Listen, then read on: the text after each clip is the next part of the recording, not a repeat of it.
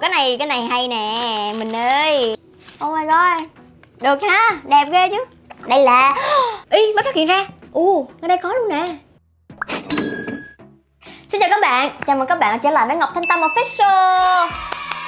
Còn nếu đây là lần đầu tiên các bạn đến với kênh Ngọc Thanh Tâm Official, cảm ơn các bạn đã lựa chọn video này với hàng ngàn cái video ngoài kia. Chắc các bạn cũng thấy được 2 thùng đồ ở đây đúng không? Câu chuyện là như sau. Tâm đã mua rất là nhiều đồ và ship tới nhà ở bên Mỹ. Tuy nhiên là không có một ai ghé được Mỹ và đi Mỹ được để mà mang đồ về cho Tâm. Cho nên có những món đồ nó đã nằm ở bên Mỹ chắc phải gần cả năm rồi mà Tâm không có nhận được. Gia đình Tâm bên Mỹ mới nói là thôi là chỉ có một cách duy nhất là phải ship đồ về thôi. Cuối cùng sau bao nhiêu chờ đợi, gần 1 năm gần 1 năm chờ đợi thì là 2 thùng đồ cũng về đây rồi. Cái lý do không phải là gửi đồ lâu đến như vậy mà chỉ là Tâm đợi tới cái lúc mà có người đi về. Nhưng mà rất tiếc, di chuyển là một cái chuyện rất là gọi là không tưởng ở trong năm 2020 này, cho nên là đồ bắt buộc phải được ship về một cách hơi bất tiện như vậy. Nhưng mà ít ra là mình cũng nhận được những cái gì mà mình muốn mua và mình cần xài, đúng không? Đó, cho nên là bây giờ Tâm sẽ khui 2 thùng đồ này ra với các bạn nha. Đầu tiên là cái thùng ngang này trước nha. Các bạn không biết được cái cảm giác của Tâm hân hoan như thế nào khi mà đi về nhà và thấy 2 thùng đồ nằm ở trong phòng của mình đâu. Tâm gửi đồ về và người nhà dồn hết một lần mới gửi đó, cho nên là cũng khá là lâu. Các bạn đừng cười Tâm nha, nó chính là giấy toilet. Tâm biết là Việt Nam có, nhưng mà Tâm ước gì các bạn có thể xuyên cái tay qua màn hình để mà rờ được cái chất liệu giấy, những cái cuộn giấy toilet này, để các bạn hiểu là lý do vì sao Tâm phải ship từ bên Mỹ về đây. Còn không là các bạn sẽ nhìn Tâm với ánh mắt là con này bị điên mất rồi.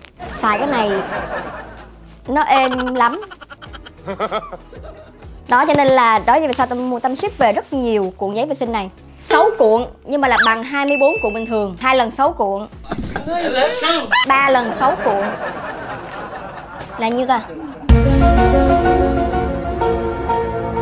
18 4 lần 6 cuộn 7. Ủa 5 lần 6 cuộn 6 lần 6 cuộn 36 7 lần 6 cuộn. Thùng này hiện tại là hết rồi, nhưng mà thùng này là có 7 cuộn. Trong thùng này cũng còn nữa, nhưng mà hiện tại bây giờ là đang có 7 nha. Một lần nữa các bạn đừng cười Tâm nha. Đây chính là bông lấy tay. Nhưng mà cái lý do vì sao Tâm mua là bởi vì là nó rất là nhiều. Bình thường các bạn thấy ở đây bán là chỉ là thường là một cái hộp hơi nhỏ hoặc là một cái túi zip lại thì Tâm cảm thấy nó hơi ít. Mà mỗi lần mà mình xài xong rồi mình vứt cái hộp đó nó cũng rất là phí nữa.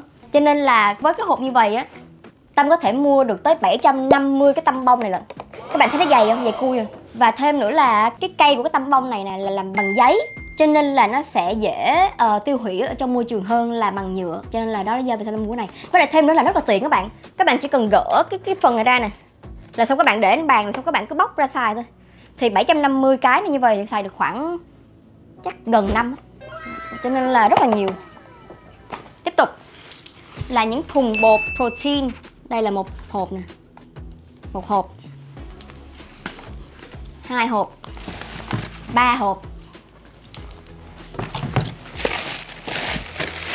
Đó, trong này có 3 hộp. Không biết bên này còn không, cái này sẽ đếm tiếp, nhưng mà hiện tại là trong thùng này có 3 hộp. Tiếp tục là gạo.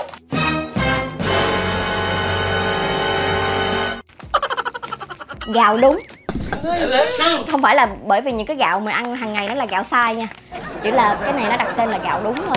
Right rice. Lý do nó đặt tên như vậy là nghe cho nó bắt tai và cho làm mình tò mò thôi. Thực ra là những cái loại gạo này là được làm bằng rau. Trong cái gạo này là có protein, có chất xơ, nó vẫn có tinh bột ở trong này, nhưng mà nó sẽ ít hơn tinh bột gạo trắng mình ăn hàng ngày rất là nhiều. Thì đây là Tâm có mua gạo vị Thái curry, vị cilantro lime là hình như là ngò chanh, đúng rồi. Lemon pepper là vị tiêu chanh đó. Cơm Spanish thì Tâm không biết là cái vị này như thế nào, cho nên là mỗi cái Tâm mua một vị để ăn thử, rồi xong có gì là sẽ nói người nhà gửi thêm nhiều hơn. Thực ra là ở Việt Nam đã có bán cái loại kem đánh răng này rồi chứ không phải là không. Nếu mà tiện mang về nha, còn nếu không tiện thì là chuyện khác. Tâm cũng đều mua là giấy vệ sinh, kem đánh răng, bờ và sữa tắm, dầu gội rồi đó. Những cái nhu yếu phẩm nếu mà Tâm có đi nước ngoài thì là Tâm rất là hay khinh những cái đó về. Cho nên vali rất là nặng, lúc nào cũng nặng. Nhưng mà là khi mà mình xài trời ơi, khi mà mình đánh răng này là mình cảm thấy là cái mùi Hàn Quốc nè, đánh răng này mình cảm thấy mùi Mỹ nè, kiểu dạng như vậy đó. Cho nên là Tâm mua thôi, chứ thực ra là đồ Việt Nam mình rất là tốt. Đây là, ở đó mới nói xong, đây dầu tắm. Mùi này là mùi sandalwood. Này là nó có vitamin, độ pH là 5,5, 6,5 vậy đây. Dầu tắm đẹp không? Đấy, dễ thương ha. Cái váy ngủ. Tâm thích mặc váy ngủ hơn là mặc quần với áo ngủ, tại vì nó tiện hơn. Tâm chỉ thích vậy thôi. Tắm ra một cái chỉ cần chồng một cái vô thôi là xong. Không cần mà phải mày mò mẫm từng cái nút một, nó rất là, nói chung là lười. Tiếp theo là kem chống nắng. Kem chống nắng này là của Supergoop. Supergoop là một cái hãng mỹ phẩm chỉ chuyên làm về những sản phẩm có chứa những cái SPF, có chứa SPF để mà chống nắng. Em thấy rất là hay. Thì đây là cái loại Unseen Sunscreen của Supergoop. Vì sao lại gọi là Unseen Sunscreen? Bởi vì là cái texture của nó rất là trong. Và đây là cũng là một cái loại rất là tốt để làm primer, làm kem lót. Tâm sẽ thử các bạn coi nha. Đó, các bạn thấy nó trong xuống không? Nên nó gọi là unseen, là kiểu mà gọi là không thấy á. Texture của nó giống như là texture của kem lót trang điểm. Tiếp tục là dầu tắm. Cái này chắc các bạn, nếu mà các bạn có theo dõi vlog của Tâm nhiều, các bạn cũng có biết là Tâm mua của hãng này rất là nhiều. Đó là của Bath and Body Works. Đơn giản bởi vì Tâm thích cái mùi của nó thôi. Tại vì đây là mùi eucalyptus và spearmint, là kiểu mà mùi bạc hà đồ á, khuynh diệp với lại bạc hà á, thì Tâm rất thích cái mùi đó. Còn đây là dầu tắm bồn. Đó, đây là dầu tắm người bình thường shower, tắm nhanh á. Còn đây là tắm bồn. Đây là nến mùi autumn, mùi mùa thu, đang mùa thu nè, cho nên Tâm mua. Oh my god các bạn ơi. Tâm là cái kiểu mà trang trí hoặc là làm những cái gì mà liên quan tới mùa. Ví dụ như là bây giờ mùa thu thì Tâm phải đi mua nến có chữ autumn này thì mới chịu. Hoặc là tới mùa đông thì Tâm phải mua những cái nến mà nó có cái tên mùa đông, hoặc là cái nắp decor mùa đông, hoặc là cái bao bì decor mùa đông, kiểu vậy đó, kiểu mà chơi theo mùa. Đó thì là hiện tại là hên quá là cái autumn này về kịp lúc, chứ mà tới mùa đông mới về là xu nha. Tâm hy vọng mùi này thơm như mùi lúc nãy.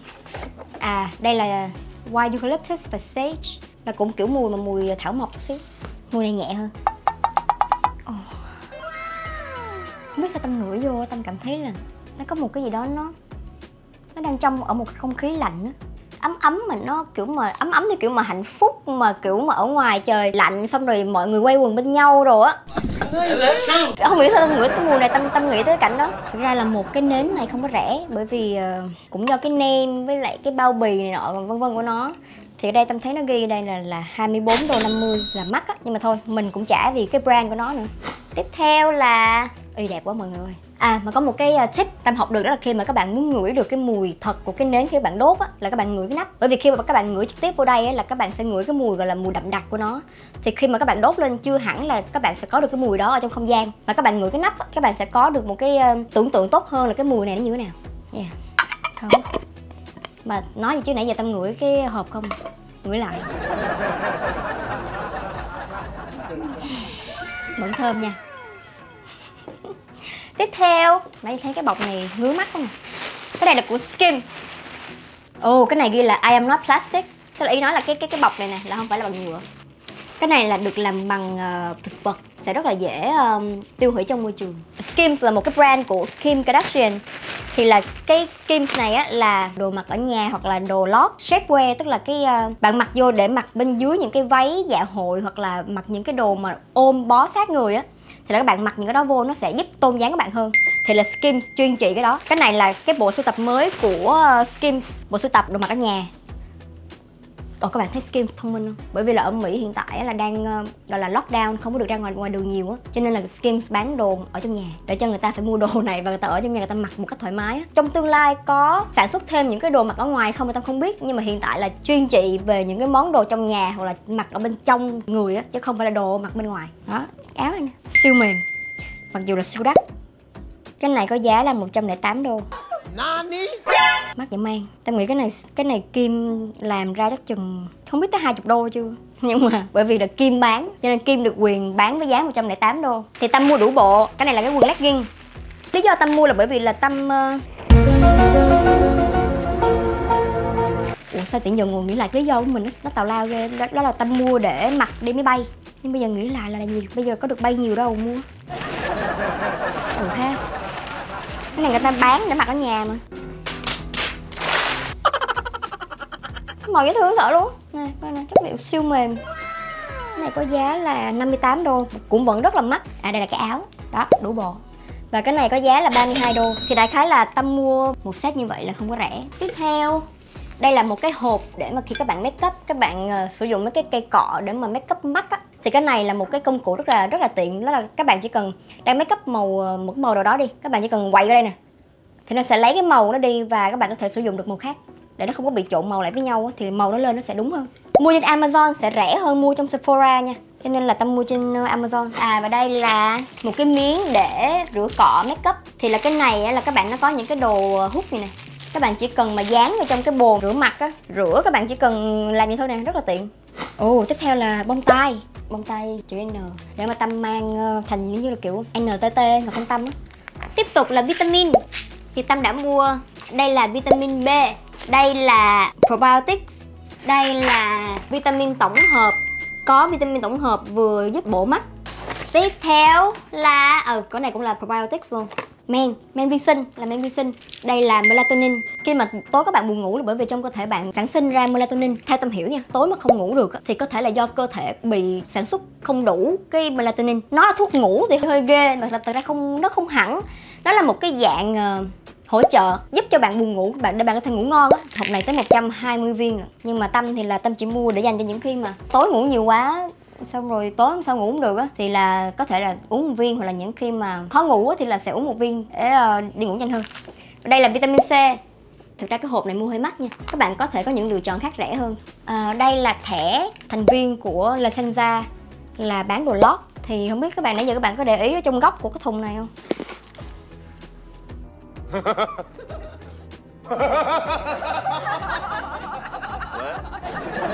Rồi, thùng này hết rồi.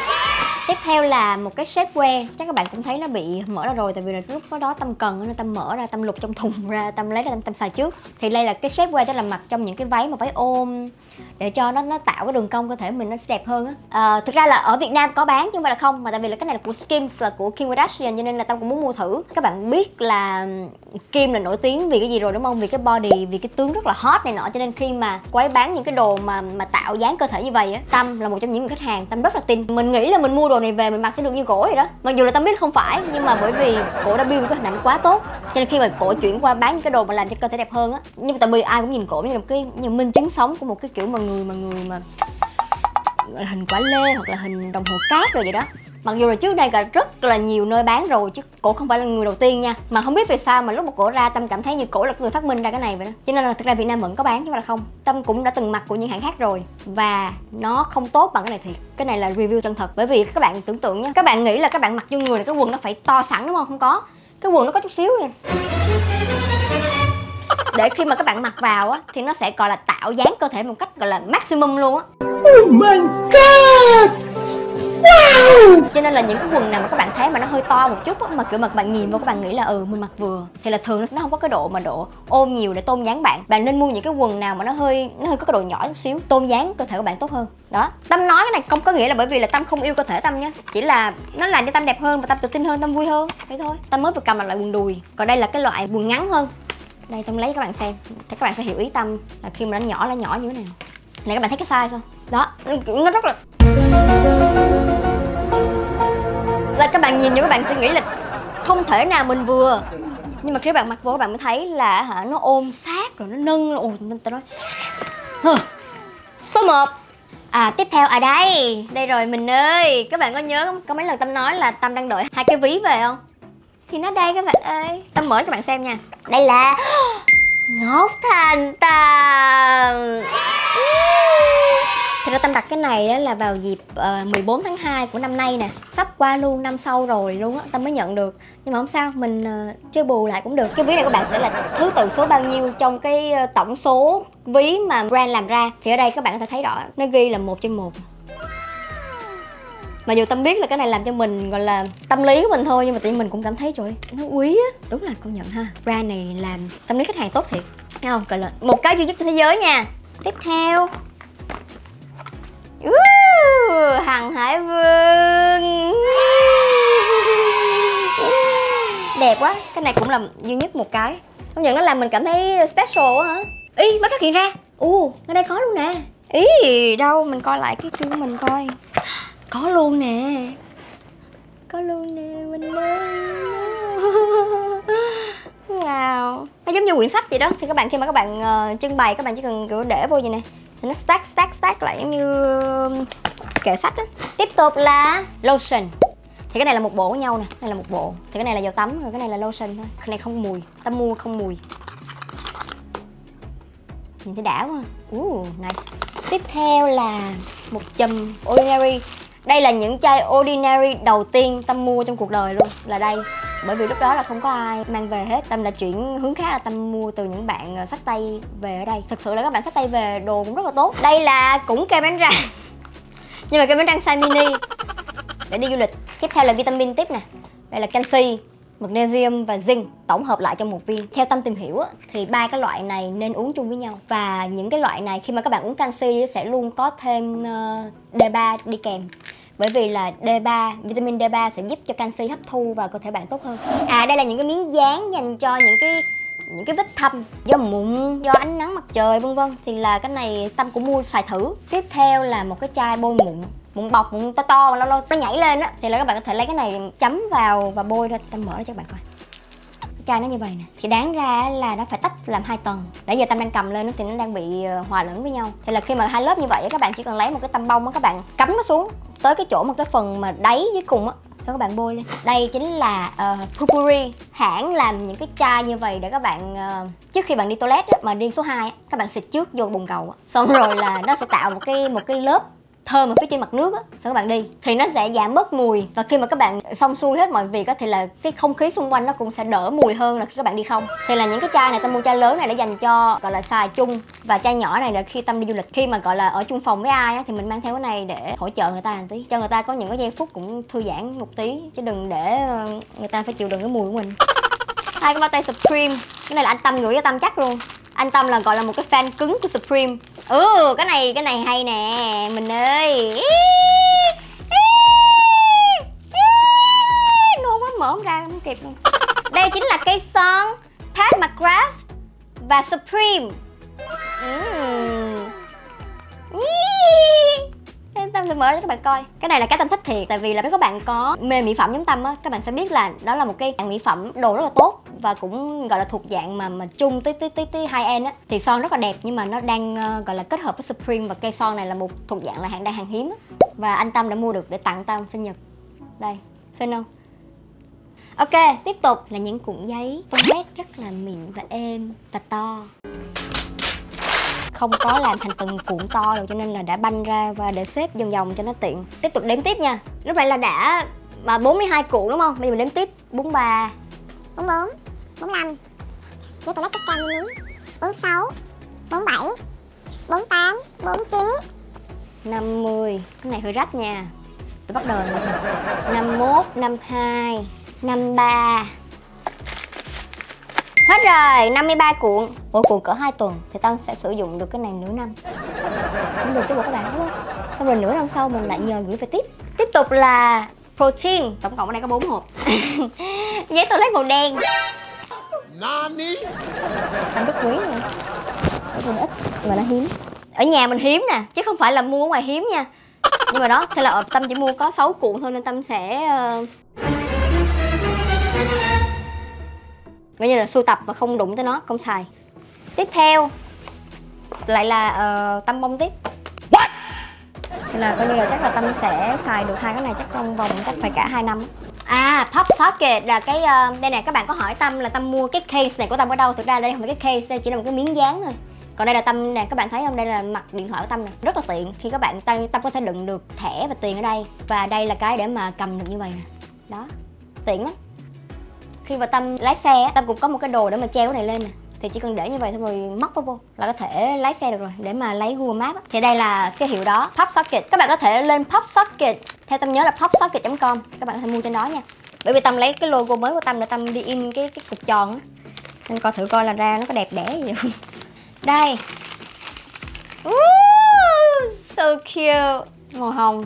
Các bạn ơi, các bạn một khi mà các bạn đã xài cái này rồi á, các bạn sẽ không có đường lui đâu. Nên các bạn hãy suy nghĩ cẩn thận nha. Dễ thương không? Quá dễ thương. Thấy không? Các bạn thấy không? Oh my god. Được ha, đẹp ghê chứ. Đẹp sao? Oh my god. Demo cho bạn xem luôn. Đó, cầm như nè. Ngon không? Cái ha. Cái này á, kiểu mà đặt riêng á, giá 15 đô giảm 2 đô 25, 12 đô 75. Cái bự này á là 25 đô. Xinh này á là 10 đô giảm 1 đô 50 là 8 đô rưỡi. Các bạn được quyền lựa luôn là bên trong này muốn màu gì. Và phía dưới đáy là muốn màu gì luôn. Thì Tâm lựa màu hồng. Ở đây Ordinary Tip. Đây là một cái set dành cho những người mà mới sử dụng á, thì có thể mua luôn cái hộp này về để cho dễ gọi là khỏi bị phân vân là mình không biết nên mua cái nào. Thì trong này là nó có một cái Natural Moisturizing Factors là như là kiểu mà kem dưỡng, Retinoid 2% và một cái buffet. Đây cũng là Ordinary luôn. Hyaluronic acid, cái này là tới 60ml lận. Còn cái này là buffet và copper peptide 1% là cái loại mới, cái buffet mới. Đây là Clinique Moisturizing Gel. Cái này là cái loại siêu nổi tiếng rồi. Đây là cái loại mà mini để mà đi du lịch cho dễ thôi. Miếng lụt mụn. Cái này có tới 18 cái rồi. Thì là thực sự là không cần review nhiều, chỉ có thể nói là nó rất là tốt. Nhưng mà tuy nhiên là các bạn không nên lột mụn nhiều nha. Tâm chỉ lột khi mà Tâm không có thời gian đi lấy mụn thôi. Gọi là một cái giải pháp tạm thời trong những lúc mà các bạn bận và không có thời gian. Còn đây là đây là son của Em Cosmetics. Gồm có son kem, kẻ mắt. Như này là son bóng. Mở một cây ra các bạn xem nha. Thì Tâm rất là thích cái dòng son kem của Em Cosmetics. Đánh lên môi nó rất là nhẹ, nhưng mà nó vẫn là son lì. Đó, nó không có bị nặng môi, nó không bị khô môi. Đây, Tâm sẽ lột một cây đây các bạn xem nha. Đây, oh my god. Trời ơi, cái màu đá sao.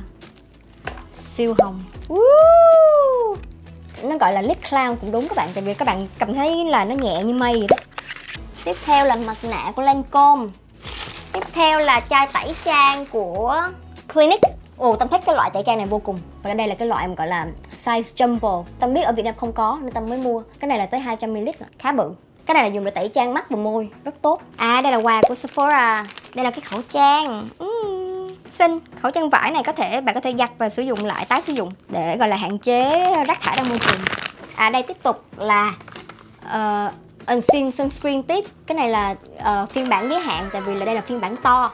Tiếp tục là cũng của Supergoop tiếp. Đây, cái này là kem chống nắng tay, hand screen. Đấy, nhỏ nhỏ xinh để mà các bạn có thể cầm đi bỏ vào trong túi được nè. Dễ thương quá ha. Bông tai chữ T này, rồi đây. Thấy chữ T không? Đó. Đây là giấy để mà chùi rau củ quả. Cái này là để dành cho những khi các bạn đi trên đường á, các bạn đi du lịch hoặc là đi cắm trại này nọ, thì các bạn có thể sử dụng cái này để mà lau chùi muỗng nĩa, dao, có thể chùi tay được luôn. Tiếp theo là nguyên bộ của Supergoop 28 đô là gồm có Unseen Sunscreen, một cái Defense Refresh, một cái chai xịt và một kem chống nắng khác.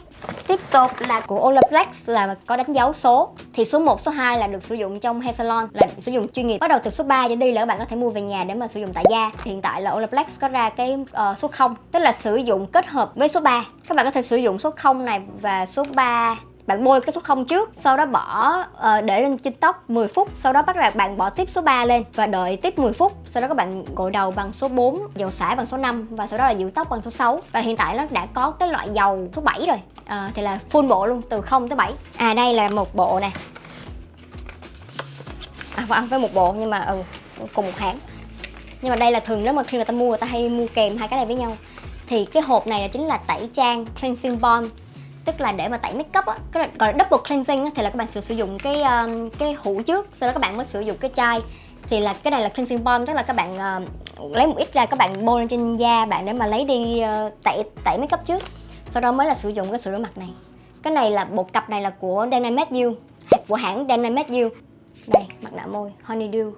Tiếp tục đây là của Faciali, như là một dạng kem dưỡng, kem lót vậy đó. Là cái này là dành cho các bạn muốn mà làn da glass skin, da bóng bóng thì là sẽ sử dụng cái này.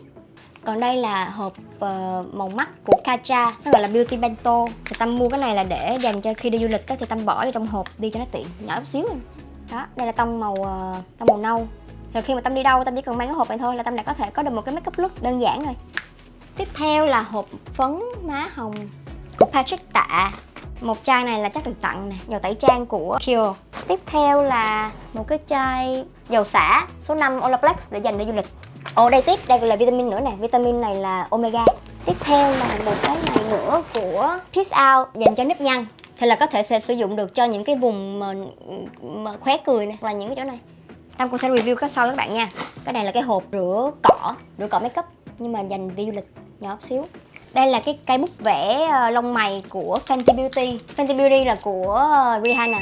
Tâm mở nhanh cho các bạn coi nha. Lúc mà Tâm mua là lúc nó mới ra. Thì cái này, đầu này là cái đầu để mà chải lông mày nè. Chắc các bạn cũng biết là Selena Gomez đã ra đời một cái hàng mỹ phẩm của riêng mình tên là Rare Beauty. Thì Tâm đã mua những cái sản phẩm này của Rare Beauty. Thì gồm có là primer là kem lót, phấn nền, concealer và son.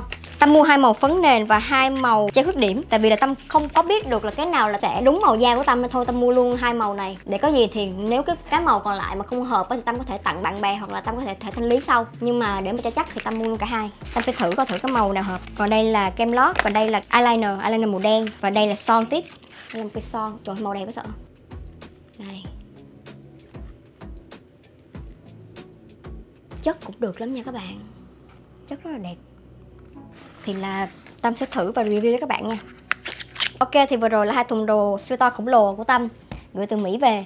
Và nói thật với các bạn là có những món Tâm không hề nhớ Tâm đã từng mua. Tâm hy vọng cái clip này khi mà dựng lên á, nó sẽ không bị quá 1 tiếng đồng hồ. Bởi vì là Tâm cảm thấy là nãy giờ Tâm nói rất là nhiều và đồ cũng rất là nhiều luôn. Bởi vì Tâm biết là video này rất là dài rồi, nên thôi là bây giờ mình sẽ dừng ở đây nha. Cảm ơn các bạn theo dõi video này. Đừng quên like video này, subscribe kênh Ngọc Thanh Tâm Official cho Tâm nha. Cảm ơn các bạn.